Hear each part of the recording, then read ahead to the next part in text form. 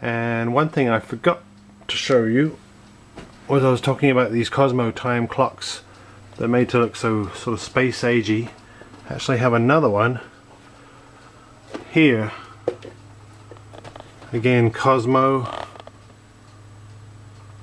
It's still got that fake wood effect, but very obviously 1980s, early 80s look and feel to it.